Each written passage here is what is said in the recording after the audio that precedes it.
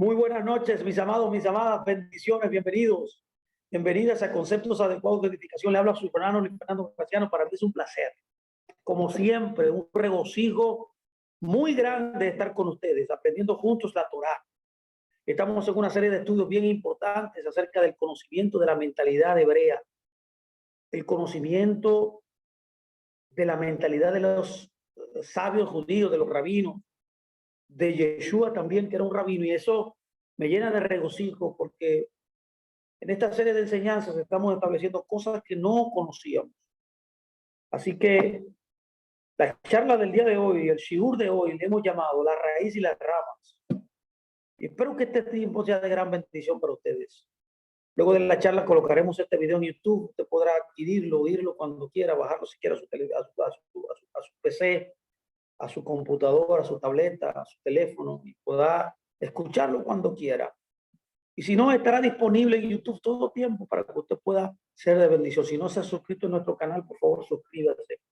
Dele a la campanita, comparta los videos también para que personas puedan escuchar estas verdades que nosotros estamos planteando, estamos tratando de dilucidar y estamos tratando de proliferar para la gloria del Eterno. Así que vamos a iniciar este tiempo formalmente llamado La raíz y las ramas. Quiero abrir este shiur, esta charla, con lo que dice Romanos 11:18, porque es la base de todo lo que vamos a hablar.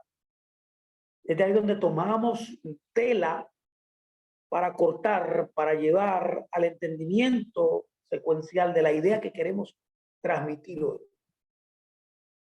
Romanos 11:18 dice, parte B, considera esto, que no sustentas tú la raíz, sino que la raíz te sustenta a ti. Qué interesante es notar esto. Qué interesante y agradable es escuchar estas palabras. Para un buen oidor, al escuchar y entender estas palabras que dice que no sustenta la raíz, que tú no sustentas la raíz, sino que la raíz te sustenta a ti, tiene que traer a memoria nuestra verdadera identidad. ¿De dónde venimos? Es por esa razón que desde el inicio el pueblo de Dios ha destacado la importancia de comprender su singularidad de saber de quién ha venido. Las raíces siempre fueron importantes porque la fe de Israel estaba fundamentalmente arraigada y profundamente arraigada en la historia.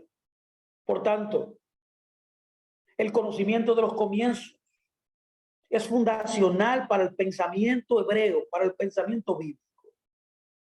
En el Antiguo Testamento se abre con el libro de Génesis, que en hebreo es Bereshit, que traduce al principio, que traduce en el principio o también por el principio. Esta fuente fundacional contiene muchas tablas genealógicas que fijan los comienzos del pueblo de Israel en un entorno específico llamado el Antiguo Cercano Oriente. Del mismo modo, el Nuevo Testamento comienza con el Evangelio de Mateo trazando la línea de Yeshua. Mateo presenta de una manera fidedigna, de una manera exhaustiva, en su relato, comenzando con estas palabras: un registro de la genealogía de Yeshua HaMashiach, el hijo de David, el hijo de Abraham. Esto es enfático, esto es poderoso. No solamente está estableciendo que Yeshua es el Mesías, ya que esta genealogía de Mateo lo que quiere demostrar es que Yeshua es el Mesías. Si usted tiene duda o quizás ha tenido alguna duda alguna vez de que el Mesías de Israel es otra persona, tengo que decirle hoy que no siga más en confusión, ya que el verdadero Mesías prometido por los patriarcas, por los profetas, por los escritos, es nada más y nada menos que Yeshua Mashiach, como dice Mateo. Ahora bien, no solamente demuestra la genealogía, o sea, la mesianidad de Yeshua, sino que te lleva al origen de donde humanamente ha venido nuestro Mashiach, que ha venido de Abraham. Es por esa razón, mis amados, el conocer el pasado de alguien era esencial, literalmente, para establecer confianza acerca del futuro. El que no conoce su historia estará perdido en el futuro. Es por eso que es neurálgico, es necesario entender de dónde venimos.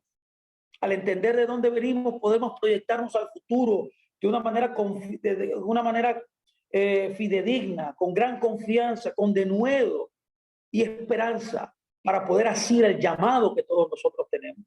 Es esta identidad, es el saber claramente de dónde venimos, que nos lleva a nosotros a vivir una vida totalmente idéntica al destino que hemos sido nosotros planteados por Dios.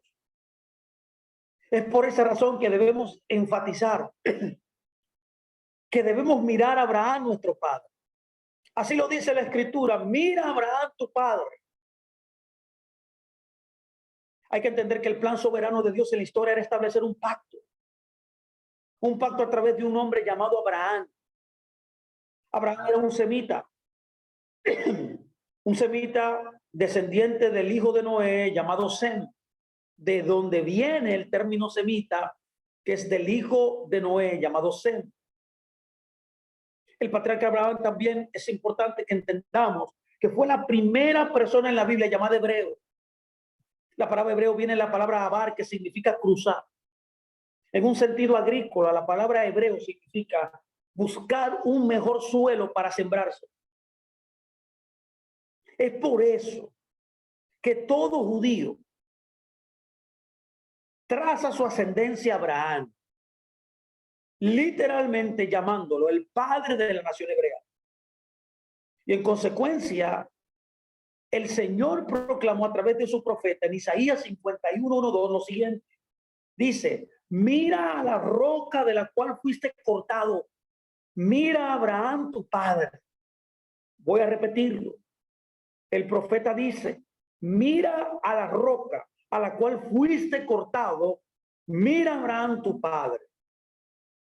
Esto es importantísimo, mis amados, para traer nuestra identidad a su lugar correcto.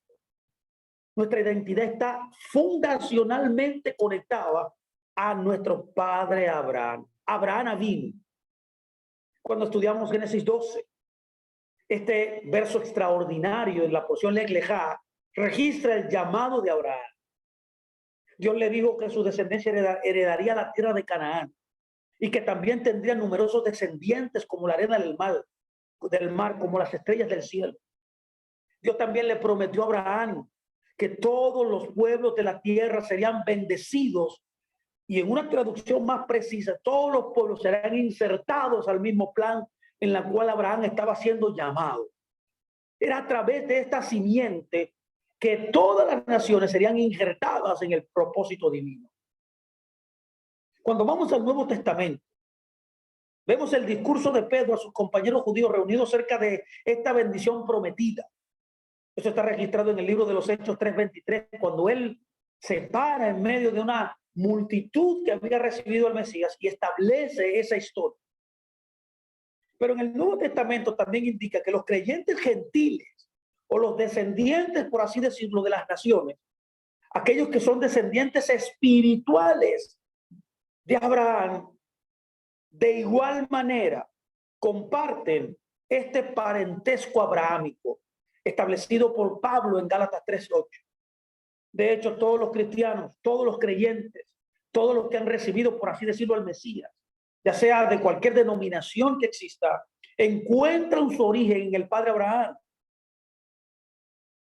Porque como dice Pablo en Gálatas 3:29, si perteneces a Mashiach, entonces eres descendiente de Abraham. Y esto debe abrir los ojos a nuestras vidas hoy. Esto debe abrir nuestro entendimiento para enfocarnos y darnos a entender de dónde nosotros venimos, cuál es nuestra verdadera herencia, cuál es nuestra verdadera identidad. La frase bíblica nuestro padre Abraham es interesantísima. Esta expresa literalmente la relación familiar que cada persona de fe tiene con el hombre de fe llamado Abraham. Los escritores del Nuevo Testamento argumentan que aquellos que muestran la fe y los hechos de Abraham, note bien, son los verdaderos descendientes de Abraham. ¿Dónde está escrito esto, Fernando? Quizás usted preguntará. Bueno, esto está escrito en Juan 8:31 al 34. Debemos hacer las obras que él hizo para ser sus hijos genuinos, verdaderos. Debemos actuar, caminar tal cual Abraham caminaba. Es por esa razón que Santiago, de igual manera, recuerda a sus lectores que Abraham, como padre de los fieles, se le llamaba amigo de Dios. Además, Santiago vincula a todos los creyentes con este patriarca ejemplar al hablar, mis amados, de él como nuestro antepasado Abraham, un hombre cuya fe se completó con lo que hizo.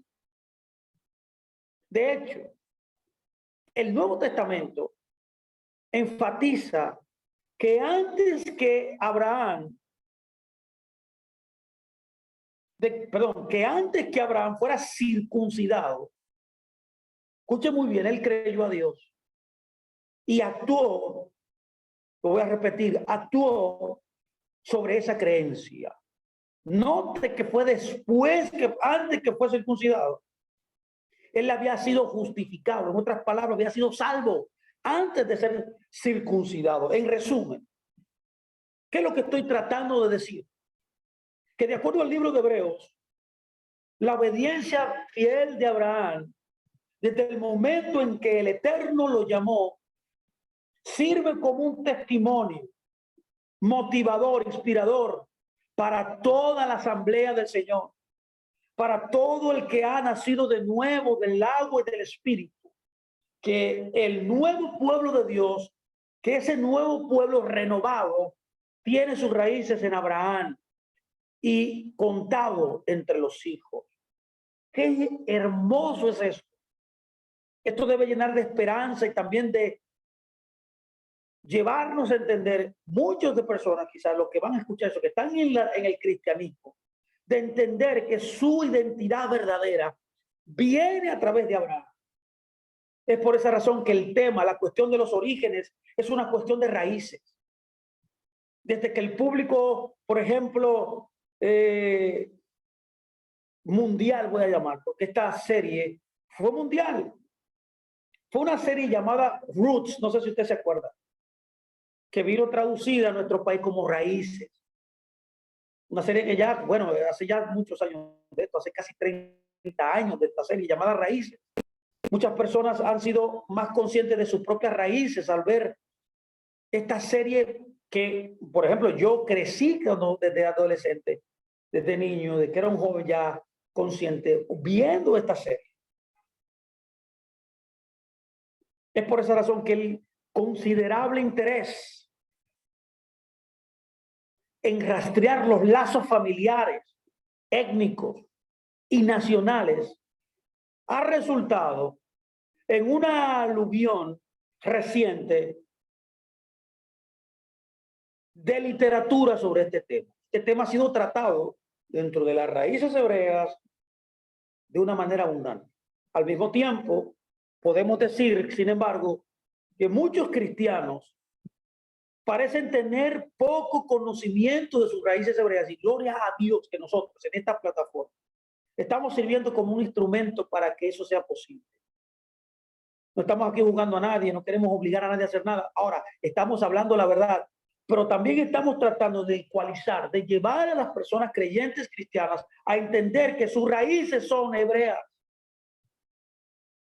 Es por eso que el conocimiento debe ser explorado, debe ser escuchado para poder nosotros oír y poder nosotros entrar en la verdadera identidad que todos nosotros tenemos. Estas personas realmente nunca han penetrado, por así decirlo, en el mundo interior del pensamiento bíblico.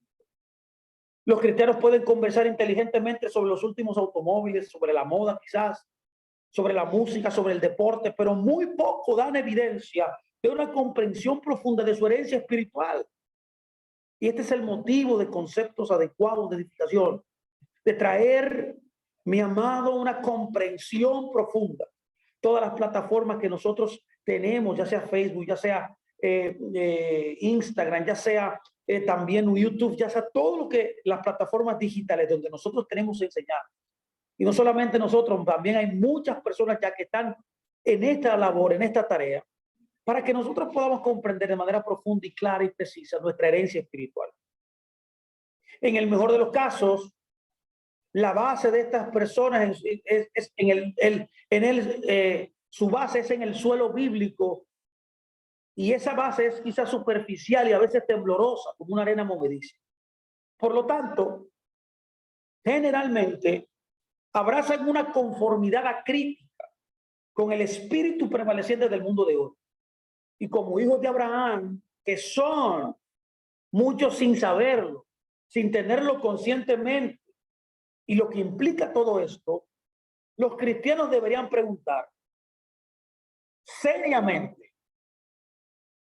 ¿qué significa reclamar el parentesco espiritual con Abraham y el pueblo judío? El pueblo de Dios está llamado a ser diferente. ¿A ser diferente de qué? Del mundo. A través de lo que se conoce por lo que hizo conocer el apóstol Pablo en Romanos 12:2, la renovación de la mente. Todo cristiano debe prestar atención seriamente a las advertencias de Pablo cuando dice: no dejes que el mundo que te rodea te apriete en su propio molde. No te dejes asimilar a lo que el mundo enseña.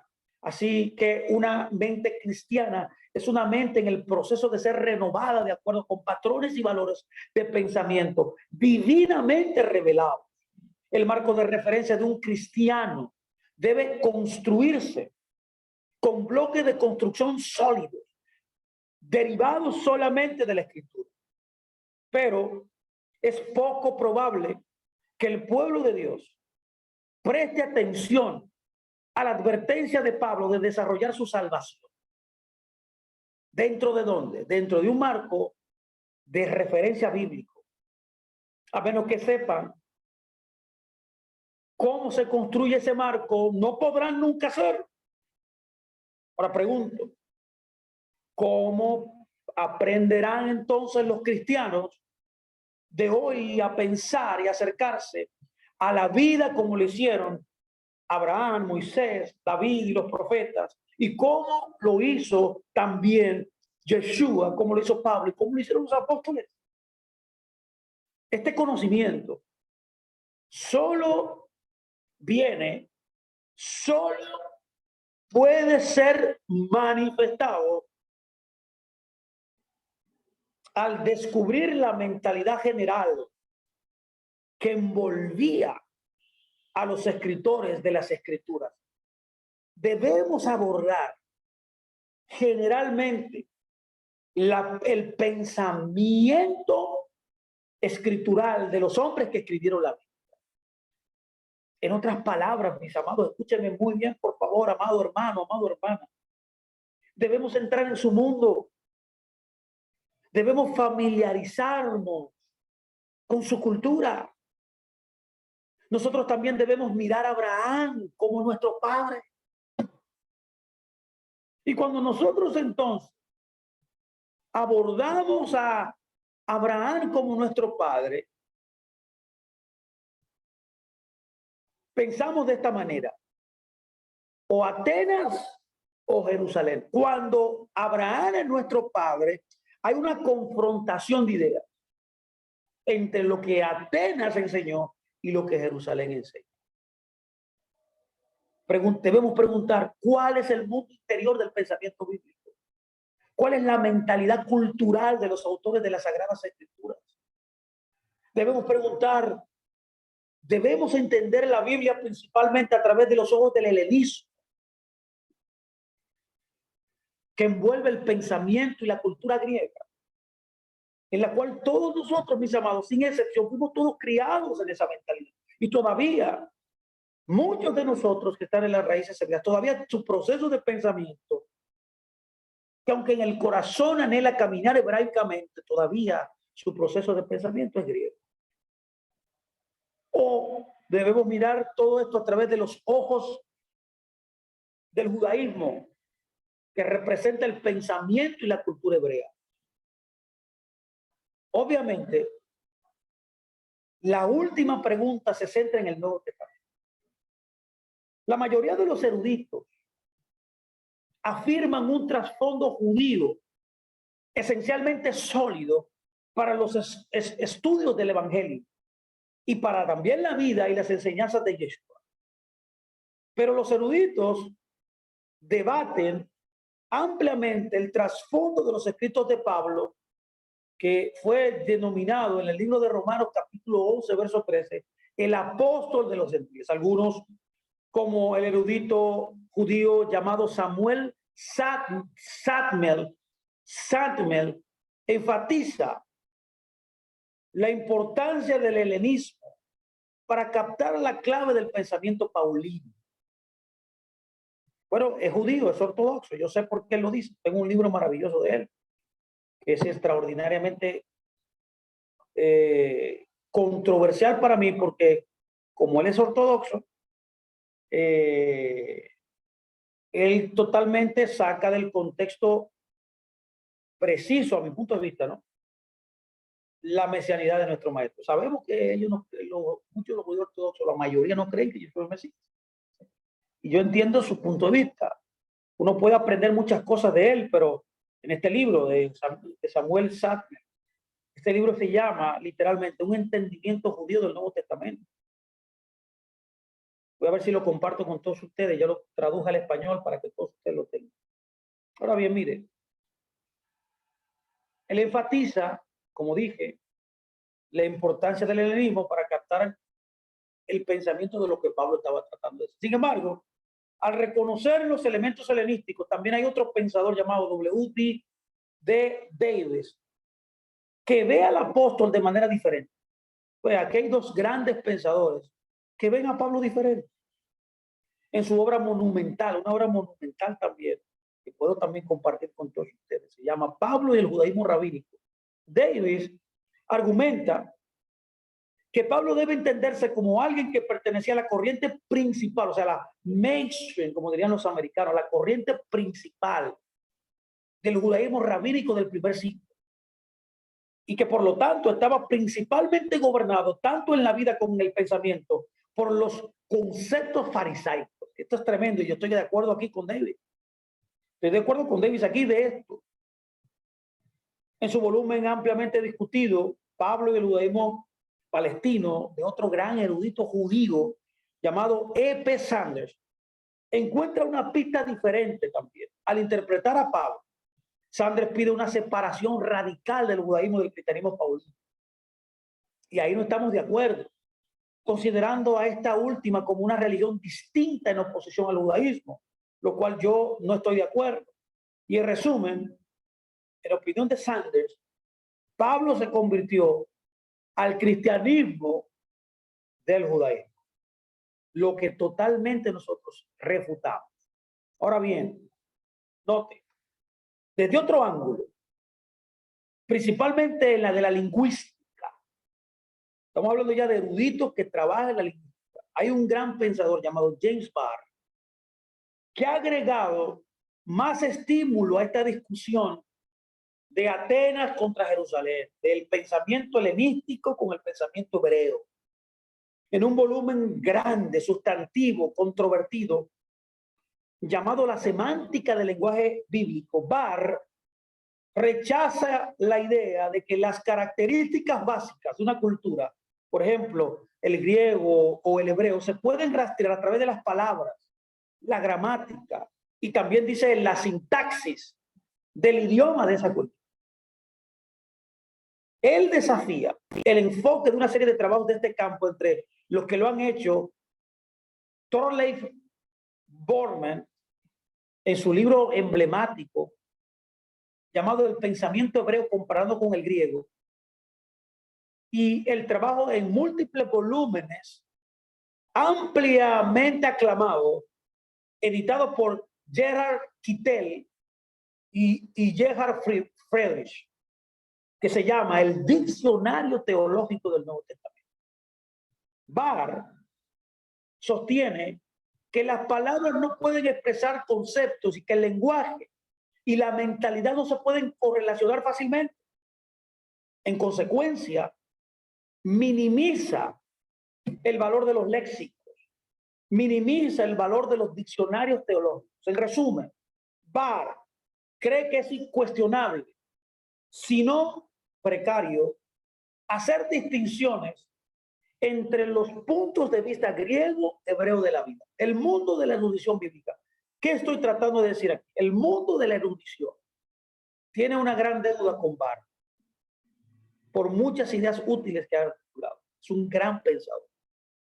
Esto se centra particularmente en el uso de métodos lingüísticos como la etimologización.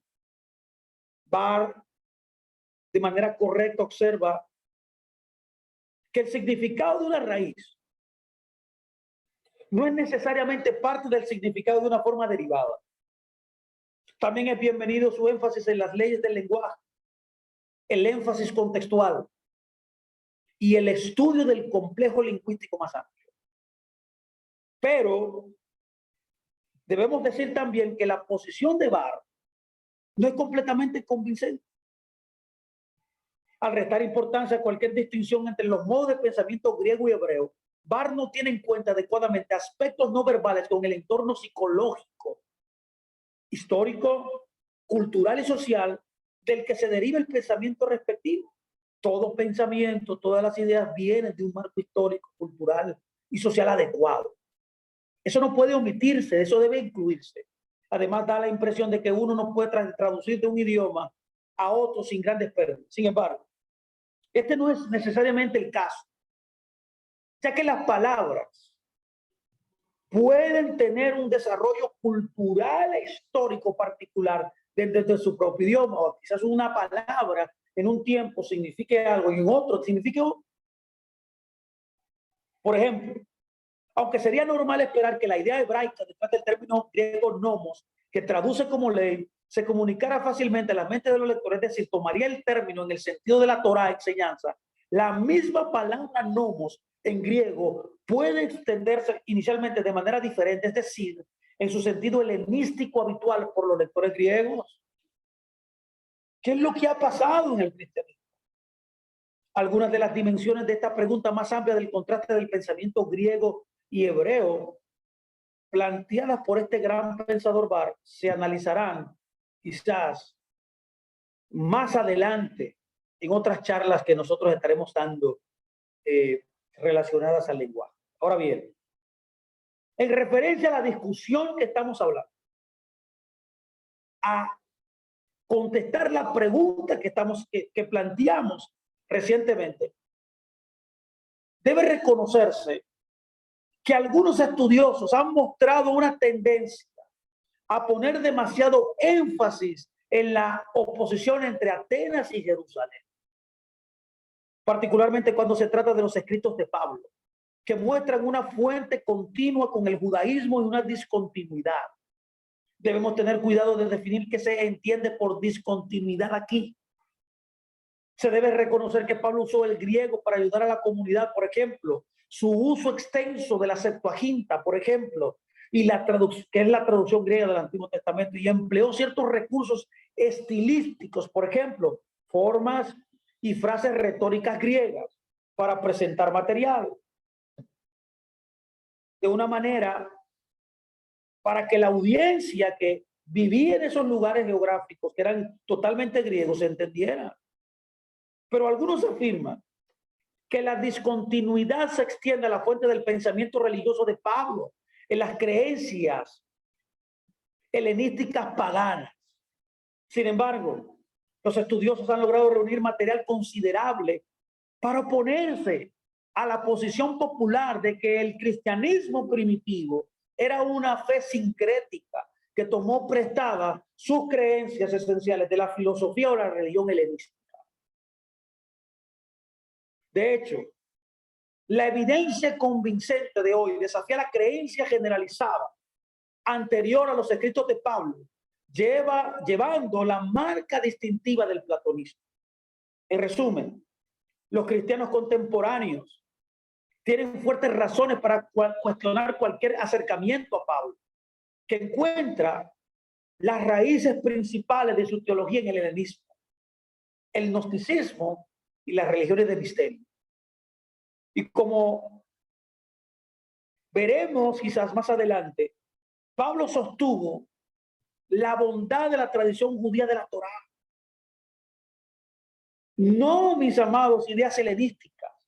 No tomó ideas gnósticas, ni tampoco de las religiones de misterio. El fundamento, la base central de lo que Pablo siempre enseñó fue la bondad de la tradición judía, basada en la Torá. De hecho, Pablo llegó a entender la vida cristiana según el modelo del judaísmo, que para él no era la antítesis, sino el pleno florecimiento de esa fe. Esto significa, para Pablo, el judío de la diáspora, que era un profundo arraigo en el mundo, las escrituras hebreas y el pensamiento rabínico. Pablo estaba orgullosísimo de ser judío. En sus palabras, en sus propias palabras, él dijo, un hebreo de hebreos, un fariseo. Y como en el caso del antiguo Israel, mis amados, hermanos, hermanas, así como con Pablo, Dios canalizó su palabra pensada por las mentes hebreas, incluso cuando sus labios hablaban y sus palabras escribían en griego. Si uno debe interpretar correctamente las enseñanzas de Pablo, y de hecho todas las escrituras, debe comprender sus antecedentes y el contexto en el cual Pablo y todos los escritores bíblicos escribieron. Es por esa razón que Kister Stendhal ha observado sabiamente, otro gran pensador, que la tarea de los estudiosos bíblicos, incluso de la teología bíblica, es describir, revivir y relacionar en términos de presuposiciones del periodo de los textos lo que significaron para sus autores y sus contemporáneos. Eso dice este gran sabio. Pablo escribió en griego, que era la lengua franca de la época. Esto era necesario hacerlo. Pero su mundo interior, el mundo del espíritu, refleja principalmente en la herencia judía, la herencia hebrea, alimentada de fuentes que originalmente brotaban de Jerusalén, no de Grecia, no de Atenas. Así que en el núcleo, la teología de Pablo era esencialmente hebraica, mis amados. Y aunque en sus cartas aunque en sus cartas estaba vestida de palabras griegas. Esta fue la mentalidad espiritual de Pablo. Él era un erudito judío de Tarso y en consecuencia el gran teólogo judío, un gran pensador renombrado, bueno, le he recomendado su libro, ya le he enviado algunos libros a ustedes, llamado Abraham Heschel, ha observado correctamente que geográficamente, como dice él, e históricamente, Jerusalén y Atenas, la era de los profetas y la era de Pericles, no están muy alejados el uno del otro, dice él. Pero espiritualmente, dijo, son mundos separados.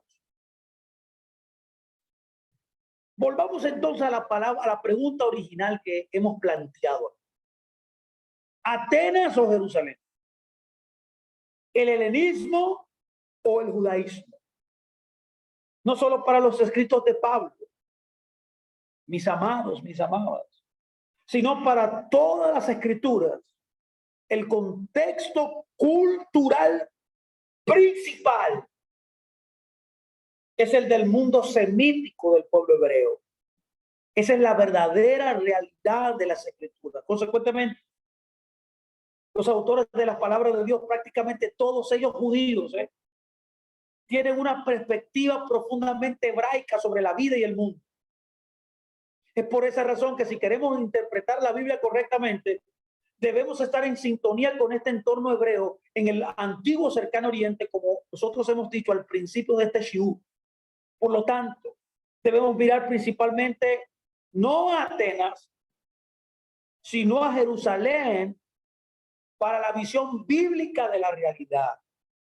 Por lo que los profetas y los apóstoles produjeron un libro que es, sin lugar a dudas, hebreo en composición y en orientación. Es por eso que afirmo enfáticamente, el Antiguo Testamento es la base del Nuevo. Yo le llamo que el Antiguo Testamento es el diccionario del Nuevo Testamento. El mensaje del Nuevo Testamento se encuentra en la tradición hebrea en contra de la tradición griega. Nuestros tutores del Mesías son Moisés y los profetas. La matriz del pensamiento de Pablo, de Jacob, de Santiago, de Pedro, incluyendo nuestro rabino Yeshua, literalmente está conectada a lo que enseñó Moisés y a lo que enseñaron los profetas, no lo que enseñó Platón, no lo que enseñó Aristóteles y no lo que enseñaron las academias griegas. Las implicaciones de este contexto para desarrollar una mente cristiana son inmensas. Yo diría que todo cristiano debería entender eso. Estamos obligados a darnos cuenta de que el vocabulario teológico y los lenguajes lingüísticos que se encuentran detrás de gran parte del Nuevo Testamento griego son en esencia hebreos. Es por esa razón que este gran pensador llamado David Noel Friedman afirma que el fundamento hebreo del pensamiento del Nuevo Testamento, él dice, que el patrón de pensamiento de la religión bíblica se fijó firmemente en el idioma hebreo por los largos siglos de uso. Dice él que el idioma de la religión bíblica es el hebreo, como lo demuestran los rollos del Mar Muerto. No solo para el judaísmo sectario del primer siglo, sino también, dice, para el cristianismo del Nuevo Testamento del siglo número 1. Es por esa razón, mis amados, mis amadas, escuche, que los orígenes hebreos del cristianismo encuentran una fuerte fortaleza, encuentran un fuerte apoyo en el testimonio del Nuevo Testamento. Pablo, como judío, afirma que los gentiles, dice, son herederos junto con Israel. ¿No? Miembros, Pablo afirma en Efesios 3:6 en adelante, miembros de un solo cuerpo. En otras palabras, no hay dos cuerpos, no hay tres cuerpos, no hay cuatro cuerpos, no hay 30,000 religiones como existen, solamente hay uno solo. Todo alma le pertenece a Dios. Y Dios agrupó en un solo cuerpo a todo su pueblo. De manera que, mis amados, los gentiles tienen una nueva historia. La historia de Israel es ahora su historia. El destino del pueblo de Israel ahora es su destino. La herencia de Israel es su herencia. Al escribir a la iglesia predominante gentil de Corinto, Pablo declara que los israelitas antiguos eran antecesores de los corintios. Él les dice, nuestros antepasados estaban todos bajo la nube, dice, y todos pasaron por el mar. Usted nota cómo esta declaración de Pablo conecta a todo creyente que viene de las naciones a una misma herencia. En la iglesia primitiva, por tanto, los judíos y los gentiles reclamaban una ascendencia espiritual común con el hebreo o con los hebreos de la antigüedad. El erudito y teólogo G.A.F. Knight ha observado que si Dios eligió a Israel, también de igual manera eligió usar el idioma hebreo. Si aceptamos ese hecho obvio, dice este gran sabio, entonces debemos proceder a aceptar más. Los hebreos tenían su propia manera peculiar de pensar sobre la mayoría de las cosas. Dice, en el cielo y en la tierra. ¡Wow! ¡Qué declaración de este erudito! Es por eso que ahora estamos de acuerdo en general con esta afirmación, pero nos gustaría enfatizar la palabra mayoría. Es decir, los hebreos tenían un enfoque particular yo le llamo separado de la vida en la mayoría de las áreas. Serán distintos en su manera de pensamiento, pero no en todas las áreas. Los hebreos, aunque fueron llamados a vivir vidas distintas del resto del mundo, todavía era una gran parte del mundo. Fueron coparticipantes, por así decirlo, de la experiencia humana. Y como tal cosa, los hebreos compartían muchas de las instituciones, prácticas culturales y prácticas cotidianas, patrones de vida y sabiduría que eran comunes a los pueblos de la antigüedad. En resumen, para que me entiendan, los hebreos vivían, se movían y participaban dentro del mundo continuo cultural del Mediterráneo oriental, que es su vecino. Varios breves ejemplos son útiles para notar esto. Los egipcios, por ejemplo, practicaban la circuncisión antes que los hebreos comenzaran a emplear ese rito. La literatura de la sabiduría del Antiguo Testamento nos revela, de alguna forma, la interdependencia literaria con el mismo género de poesía en Egipto y en Mesopotamia. Los cananeos, por ejemplo, ofrecían sacrificios de animales en la tierra prometida, incluso antes de que Dios instituyera este ritual sacerdotal bajo Moisés. La estructura literaria del Código de la Ley Mosaica, en particular el libro de Deuteronomio, refleja la influencia directa de las fórmulas de los tratados soberanos de los hititas, que eran vecinos de Israel, radicados en el norte. Los hebreos usaron también un tipo de arquitectura fenicio. Urán o Irán, que era el rey de Tiro, fue llamado para diseñar el templo de Salomón. El material lingüístico cananeo también de Ugarit, es una lengua también semita, es vital para poder comprender muchos de los salmos. En el Nuevo Testamento observamos que Pablo muestra familiaridad con las fuentes no judías. En Atenas, por ejemplo, cuando él está en debate con los filósofos epicúreos y estoicos, que parecen escucharlo con alegría, hasta que su discusión entró el tema de la resurrección. En Tito 1:12, Pablo cita a Epimenes,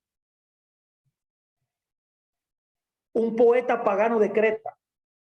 Estos ejemplos son representativos para que me entienda, para mostrarle que la influencia o el pensamiento intercultural se estaba llevando a cabo en varios niveles diferentes entre los pueblos del antiguo cercano oriente, entre los pueblos vecinos del mundo antiguo. Los hebreos formaban parte de este ambiente abierto de intercambio cultural. Bueno, hay un buen libro de John H. Walton, muy interesante. H. Walton tiene un libro llamado Pensamiento del Antiguo Cercano Oriente del Antiguo Testamento. Este libro es vital, mis amados, para poder entender todo esto que nosotros estamos tratando de plantear aquí, de este abierto intercambio cultural al cual los israelitas que vieron de otras civilizaciones, o por así decirlo mejor, tenían entendimiento de un pensamiento común. Pero en este asunto de los préstamos, los hebreos diferían de sus vecinos en un área muy importante. Y era el origen de su religión, que estaba arraigado en la revelación divina en lugar de las fuentes paganas. Esto hay que enfatizar. La dependencia o el préstamo de otras personas no significaba necesariamente un acuerdo. La intención detrás del préstamo o el uso de material de otras personas fue crucial. Y hay una profunda diferencia, para que me entienda, entre el uso del becerro de oro de Aarón, una idea tomada de los egipcios, ya que este ídolo era un ídolo egipcio que se llamaba Apis, y el uso de ciertos nombres de los meses del calendario hebreo es un préstamo obvio de los babilonios. Además, más aún, el préstamo de los hebreos no era un tipo de aculturación o de sincretismo como muchos maestros hoy enseñan, que se deriva de una fortificación cruzada e indiscriminada de ideas. Más bien significaba lo contrario. Cuando se comprometieron en un intercambio intercultural, las prácticas y los conceptos que tomaron prestados se caracterizaron en un molde diferente. Este molde a menudo resultó en la destrucción de mitos paganos, como en el Salmo 68:4, donde David, en este salmo, declara que es el Dios de Israel, no Baal, como en la mitología antigua, como en la mitología cananea. Yo, hay aquí una diferencia. Quien monta las nubes no es Baal aquí, es el Eterno. Por tanto, los hebreos colocaron todos los pensamientos y todos los aspectos de la vida, donde quiera que se derivaran, en y bajo el contexto teísta completo de la responsabilidad del pacto. Bautizados, por así decirlo, con la fe yahwista. Quizás, de una manera similar, podemos entender el uso de las tradiciones orales y los conceptos rabínicos familiares a Pablo de su época, junto con las escrituras hebreas, que fueron bautizadas por Mashiach. En los párrafos anteriores, queremos mostrar, hemos tratado de mostrar, que el mundo de la Biblia abarca una variedad de culturas y pueblos. Los antecedentes culturales griegos, romanos, cananeos, mesopotámicos, egipcios son importantes también para comprender ciertos aspectos del texto hebraico. Por los hallazgos en la arqueología sabemos que a lo largo de ciertos años de la historia bíblica los judíos vivieron y se codiaron con muchas de estas civilizaciones. Y dado que la Biblia, de una manera magnífica y sin embargo misteriosa, es la voz de Dios, divinamente inspirada en las palabras humanas, lenguaje culturalmente condicionados, es absolutamente esencial comprender los diversos pueblos y las religiones del mundo bíblico.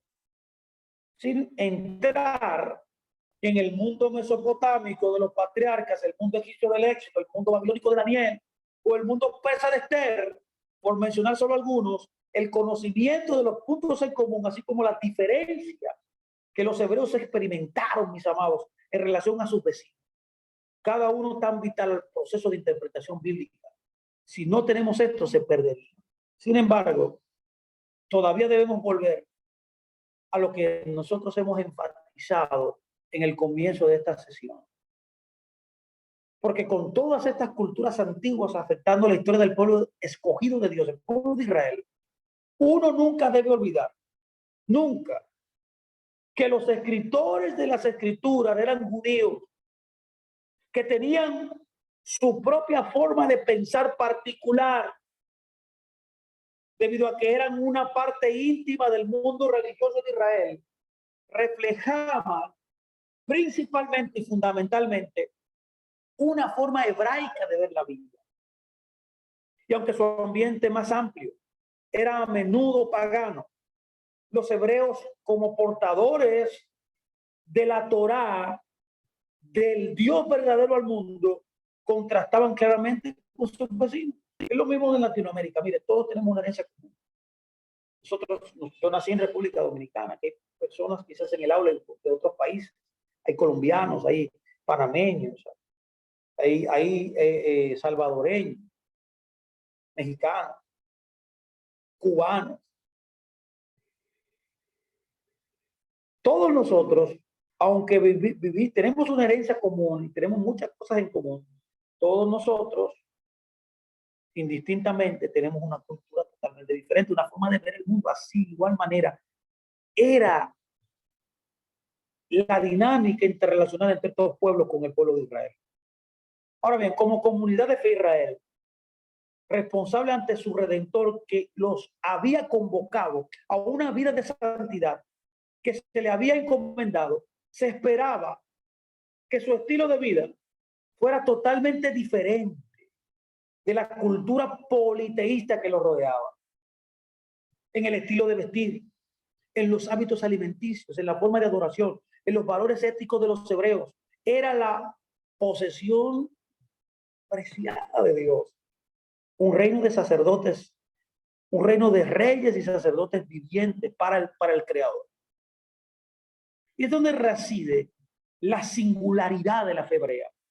Su comprensión de Dios y su relación con sus vidas y con la historia en su conjunto dio sentido a sostenerlos en medio del ambiente a menudo muchas veces hostil. El significado de este hecho se ha resumido con precisión en estas palabras. La cito: los hebreos, estaban ubicados geográficamente en el mundo antiguo y durante la mayor parte de su larga historia estaban bajo la soberanía de los poderes más grandes, bajo poderes más grandes que ellos mismos. Sin embargo, notablemente fueron solo los de esos pueblos que logró mantener a lo largo de los siglos, logró mantenerse a lo largo de los siglos como cultura. Fue principalmente su religión única la que los sostuvo, haciéndolos capaces de soportar aquellas fuerzas de absorción y de desintegración que los habría eliminado como pueblo en la historia. Eso dijo un gran pensador llamado Eugene Peikis en un documento, un libro llamado El Patrimonio Occidental de la Fe y la Razón. El pueblo de Israel ha sido diferente. Siempre ha sido diferente. Note bien que todas las civilizaciones antiguas, todas han muerto, todas han dejado de existir, pero el pueblo de Israel todavía sigue firme, sigue parado y sigue creciendo y sigue influenciando el mundo entero. ¿Cuál fue el motivo? ¿Cuál fue la clave para sostenerlo? La religión única que ellos tenían. Es por esa razón que hasta ahora hemos enfatizado este punto principal. ¿Cuál es, Fernando? Bueno, que la Biblia refleja una visión de la realidad que es esencialmente hebraica. La Biblia es un documento que en su esencia es judío. De hecho, para la iglesia más antigua, pensar cristianamente era pensar hebraicamente. No debería sorprender que la estructura inferior y la matriz de gran parte del Nuevo Testamento es totalmente hebraica. Después de todo, Yeshua es y siempre será judío, no cristiano. Sus enseñanzas, como la de sus seguidores, reflejan una etnia y una cultura distintas. La evidencia encontrada en el Nuevo Testamento es muy clara, mi hermano. Como una madre, por ejemplo, da luz y nutre a un niño, de igual forma, también la cultura y el idioma hebreo dieron a la luz al cristianismo y lo alimentaron. En Romanos 9:11, Pablo analiza el presente y el futuro de los judíos y los gentiles en el plan de Dios. Su énfasis principal era la justificación por la fe en lugar de las obras de la Torá, que llevaron a algunos eruditos a argumentar que Pablo ve que el judío y la Torá están permanentemente apartados. Pero el mismo apóstol Pablo dice: de ninguna manera, ¿cómo puede pensar, parafraseo Pablo, que la Torá y el judío están separados? De ninguna manera. Eso lo dice él en Romanos 11. Por eso que usted debe leer detenidamente Romanos del 9 al 11. Es por esa razón que podemos decir que Romanos 9:11 no es un apéndice de los capítulos del 1 al 8, sino el punto culminante de la carta. En Romanos 11, Pablo advierte a aquellos que han venido a la fe de origen gentil que no se jacten, que no se, en otras palabras, que no se vuelvan arrogantes. No son más que ramas del olivo silvestre que han sido injertadas en el olivo, es Israel, permitido por la bondad de Dios de que estas ramas silvestres, dígase los gentiles, las naciones de la tierra, compartieran, como dice el libro de Hebreos 11:17, la savia nutritiva de la raíz del olivo. ¿Qué está haciendo Pablo aquí? Pablo está enfatizando, Pablo está apuntando a una unidad entre Israel, que es el árbol, y los gentiles, que son las ramas injertadas, dibujando de manera extraordinaria una metáfora hortícola, familiar del Antiguo Testamento. Este es el pensamiento hebreo a través y por medio. Esto es pensamiento hebreo total. De Israel, entonces, Jeremías escribe en Jeremías 11:16, óigame bien qué dice: el Señor te llamó olivo próspero, con frutos hermosos en su forma. Vio que el olivo es Israel. También con respecto a los estados de Israel, Oseas dice: su resplandor será como un olivo. Eso está en Oseas 14:6. De igual manera, David se refiere a sí mismo diciendo en el Salmo 52:8: soy un olivo que florece en la casa de Dios. Por tanto, ahora podemos entender lo que Pablo está diciendo. Pablo usa este símbolo del olivo, de un olivo vivo y en crecimiento, para mostrar que los destinos de los fieles judíos y gentiles están inextricablemente unidos, inevitablemente conectados. Por tanto, lo que conocemos como iglesia firmemente plantada en el suelo hebreo encuentra su verdadera identidad en relación con Israel y solamente con Israel. La iglesia entonces debe ser alimentada, sostenida y apoyada por estas relaciones. Por eso que hemos llamado esta charla la raíz y las ramas. Eso es importante. En este punto que nos encontramos, que exploremos más a fondo el trasfondo y la naturaleza de estas imágenes del olivo que Pablo utiliza. Este olivo representa maravillosamente cómo los judíos y también los gentiles se relacionan entre sí. El olivo era conocido en el mundo mediterráneo en los tiempos del Nuevo Testamento. Es importante el lugar que el olivo ha tenido en la economía de Roma desde los tiempos de la Biblia hasta ahora. Se indica por el hecho de que Italia en el principio, que Italia, perdón, es el principal país del mundo que produce olivo. Por lo tanto, no debe parecer extraño que el apóstol Pablo, al escribir a la congregación en Roma, utilice la figura del olivo. Para los occidentales, el olivo, en su tronco, que tiene el tronco retorcidos y suaves, y también tiene suaves hojas de color verde grisáceo, no parece ser un árbol específicamente hermoso. Pero para los orientales, para los orientales es diferente. El olivo tiene una apariencia artística que ha sido admirada durante siglos. Entonces, está bastante claro entonces por qué Pablo, un judío de ciudadanía romana, magistralmente seleccionó el olivo para ilustrar un punto teológico central.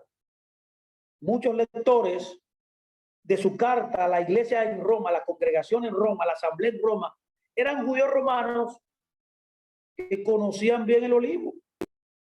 Para el buen entendedor, en otras pocas palabras, tanto conocían de las escrituras como de la vida cotidiana. Hoy, sin embargo, la mayoría de las personas que viven en América del Norte, o quizás también en ciertas partes de Europa Occidental, conocen mucho menos este extraordinario árbol de los tiempos bíblicos. Y por eso es importante que destaquemos algunas de sus características. Note bien, los olivos eran famosos por su longevidad, sobreviviendo a la mayoría de los otros árboles frutales. Hoy día, uno puede visitar, por ejemplo, el jardín de Getsemaní. Y, by the way, para que me entiendas, Getsemaní literalmente significa prensa de olivo. Uno puede visitar el jardín de Getsemaní en el Monte de los Olivos y contemplar una venerable arboleda de olivos que se encuentran allí, muchos de los cuales tienen hasta miles de años. Moisés describió también a Canaán como una tierra con aceite de oliva. Eso está en Deuteronomio 8:8. Las raíces del olivo también son totalmente notables, ya que son muy robustas. Ellas prosperan en un suelo rocoso y el clima cálido y seco de la tierra. Los olivos también, muy viejos, a menudo tienen brotes jóvenes y tiernos que brotan alrededor de la raíz. Esta visión indudablemente incitó al salmista a hablar de los hijos como los brotes del olivo alrededor de la mesa del hogar. Eso está establecido en el Salmo 128:3.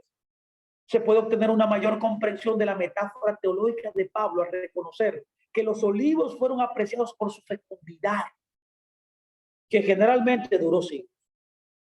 La rica fruta también que se comía de él o se usaba para hacer aceite de oliva. El aceite de oliva se consideraba una fuente importante de riqueza desde la época de Salomón, aproximadamente 1000 años antes de la época de Pablo. El aceite de oliva también se usaba para cocinar, para lámparas, para la unción ceremonial, para curar inclusive a los enfermos.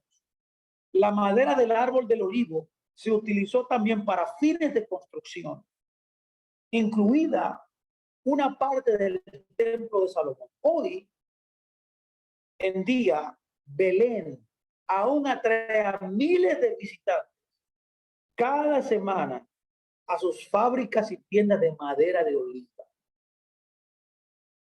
En este contexto, sobre la importancia del olivo, volvemos ahora a la figura que utiliza Pablo de la raíz y las ramas del olivo. Nos centraremos en algunos detalles significativos, mis amados, de la enseñanza de Pablo y sus implicaciones para nosotros en el día de hoy. Primero, Pablo representa a los gentiles como ramas de un olivo silvestre que han sido injertadas en un olivo cultivado. En otra parte, Pablo describe a los gentiles como aquellos que fueron no circuncidados, excluidos de la ciudadanía de Israel, extranjeros a los pactos de la promesa, sin esperanza y alejados de la ciudadanía. Esta terminología no podía ser más vívida al expresar la misericordia del Dios de Israel a los gentiles. Eran adoradores de ídolos paganos estos gentiles, aquellos que por sí solos tenían poco que ofrecer. En contraste, ser judío tenía una ventaja a los judíos que se confiaban de las mismas palabras que de Dios. Por lo tanto, el tipo inusual de injertado que se describe aquí, tomar lo que es salvaje por naturaleza y unirlo en asociación íntima con el tronco cultivado de elección, subraya el punto de lo que no vale, subraya el punto de que lo que no vale nada, de lo que era extraño, alejado, sin nada de lo cual presumir, por así decirlo, de repente recibe valor a través de una nueva conexión. Qué hermoso es esto. Aquí se ilustra la maravillosa importancia de la gracia de Dios para aquellos fuera de la historia de la redención. Aquí se ilustra la maravilla de la gracia de Dios para aquellos fuera de la historia de la salvación. Aquí se ilustra también que los gentiles, aquellos que simplemente se mantienen fieles a la fe, sin ninguna pretensión de mérito o superioridad humana, ahora están infundados con la vida y el vigor a través del pueblo judío. Esto es lo primero. Lo segundo, uno debe identificar con precisión la raíz del olivo. Algunos han argumentado que la raíz representa al Mesías y al movimiento mesiánico, pero esta visión confunde la expresión de la raíz de Isaí o la raíz de David con la raíz del olivo. El flujo del contexto aquí apoya la conclusión de que la raíz representa a los patriarcas. Dígase Abraham y Jacob, los fieles antepasados de los judíos, los fundadores incondicionales de este pueblo original de Dios. Son ellos los que poseían la fe duradera. Nunca decayeron, ni fueron desarraigados a través de los años. A través de este canal judío lleno de fe y arraigado, Dios prometió que la salvación y la bendición algún día llegarían a los gentiles. En los días de Pablo, ese momento había llegado por completo. Los gentiles ahora eran injertados en Israel. Ese remanente misterioso que caminaba en armonía y en una armoniosa obediencia con el Dios viviente.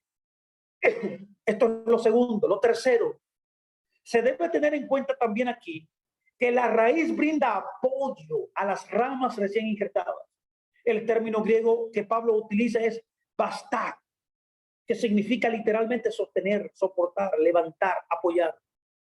En otras palabras, y en otras partes del Nuevo Testamento, esta palabra se usa para una persona que soporta, que aguanta una carga. Y también se utiliza para una bestia que sostiene a una persona. Por ejemplo, en Lucas 11:27 se refiere a un útero que tiene un hijo, lo que sugiere, por así decirlo, un matiz de alimento, que es el soporte vital, o aquello de lo que uno depende por completo. De hecho, un estudio de varios contextos en los que se produce la palabra bastar, que es el bastic, por ejemplo, muestra que este verbo implica en su contexto la actitud constante de sumisión. Este matiz, entonces, sugiere la actitud apropiada requerida del creyente gentil con respecto a su lugar dentro de la familia de Dios. Apoyado firmemente por la gordura de la raíz del olivo, que es Israel, los gentiles no tienen espacio para un espíritu de arrogancia, en otras palabras, para un espíritu de orgullo o una actitud de autosuficiencia. Ellos dependen literalmente de los judíos para su salvación y para su existencia espiritual. Es por esa razón que el gran erudito Dan Johnson ha notado efectivamente esta relación. Él dice, desde el tiempo de Pablo hasta el presente, la iglesia ha tenido a ver su existencia independientemente de Israel. Desde el punto de vista de Pablo, cualquier iglesia que existe independientemente de Israel deja de ser la iglesia como una parte del plan de salvación de Dios y se convierte simplemente en otra sociedad religiosa. Esto dice Dan Johnson, este gran erudito. Él lo dice en su libro llamado La estructura y el significado de Romanos 11. La rama del olivo ha simbolizado por largo tiempo la paz. Escuche, sin embargo, es irónico y trágico que la figura de Pablo, o sea, que Pablo está utilizando aquí en Romanos 11, representa la unidad de los dos pueblos, judíos y gentiles, cuya relación histórica ha demostrado ser la opuesta. Este concepto de unidad no es producto de la mente de Dios, o del diseño de Dios, o de la idea de Dios para los creyentes. No, esto ha sido producto de la historia. La iglesia nunca prestó atención seriamente a la advertencia de Pablo de quedarse asombrado, de tener temor. Como señalamos, fue puramente la gracia y la misericordia de Dios lo que llevó al mundo gentil, que muchos de nosotros que están escuchando esta charla procede.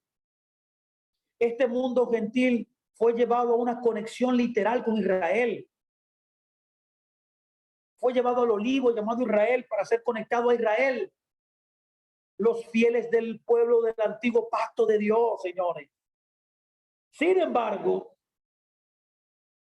tan pronto como a mediados del segundo siglo, la iglesia se había apropiado a sí misma de la posición misma del olivo. La historia de esta arrogante toma de posesión con la ruptura de las raíces judías y a la larga historia de antijudaísmo a seguir se analizará más adelante, en charlas más adelante. Al igual que la iglesia de Roma, somos el tronco gentil. Es por eso que debemos recordar que la savia nutritiva del olivo no encuentra su origen en nosotros, mis amados, ni que sustentamos nosotros a la raíz de ese árbol. Más bien, como dice Pablo, lo contrario es cierto. Israel es la raíz que te sostiene. Israel es la raíz que nos sostiene a nosotros. Se puede decir que para que un gentil tenga una relación correcta con Dios, debe aceptar y apreciar humildemente un libro judío, creer en un Señor judío e injertarse en un pueblo judío, haciéndolo semejante a Israel a través de un tronco común. Esta es la verdadera herencia. Este es el significado de la raíz y las ramas. Nosotros pertenecemos a una raíz y nosotros que somos las ramas silvestres hemos sido injertados en ese árbol llamado Israel y sustentados por la raíz, que es nada más y nada menos Abraham, Isaac y Jacob. Y termino esta charla diciendo lo que plantea Abraham Herzl. Abraham Herzl dice: el asunto vital para la iglesia es decidir si buscar raíces en el judaísmo y considerarse una extensión del judaísmo, o buscar raíces en el helenismo pagano y considerarse, mis amados, a sí mismo como una antítesis al judaísmo. En resumen, el asunto central es nuestra capacidad para enfrentarnos con el hecho de que nosotros, mis amados, que venimos de las naciones, que una vez no fuimos pueblo y que nos hemos convertido únicamente en su pueblo a través de la misericordia y la gracia, no se puede aprender nada de aquellos que de antaño han sido su pueblo. Debemos entonces aprender de ellos. Debemos conectarnos a esa rica savia, esa herencia maravillosa llamada Israel. Mis amados, yo espero que este tiempo te haya bendecido. A mí me ha bendecido. Gracias por estar conmigo. Espero poder seguir continuando estas charlas el próximo lunes. Le invito a que esté con nosotros. Así que me despido de todos. Un abrazo inmenso. Shalom a todos, mis amados.